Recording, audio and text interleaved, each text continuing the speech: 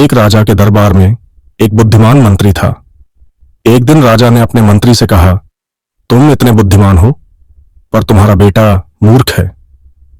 मंत्री ने राजा से इसका कारण पूछा तो राजा बोला, मैं जब तुम्हारे बेटे से पूछता हूं कि सोना और चांदी में से कौन सी चीज सबसे ज्यादा कीमती है, तब तुम्हारा बेटा हर बार चांदी ही कहता है।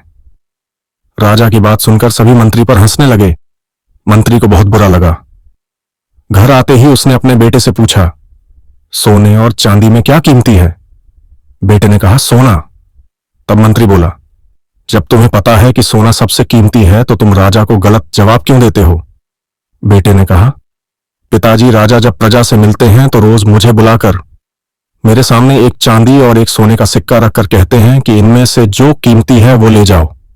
तब मैं चांदी का सिक्का उठा लेता हूं। यह देखकर राजा हंसते हैं। मंत्री ने कहा, तुम्हें पता है इसके लिए पूरा दरबार मेरा मजाक उड़ा रहा है। मंत्री के बेटे ने जब यह बात सुनी तो उसने एक पेटी खोली जो चांदी के सिक्कों से भरी थी।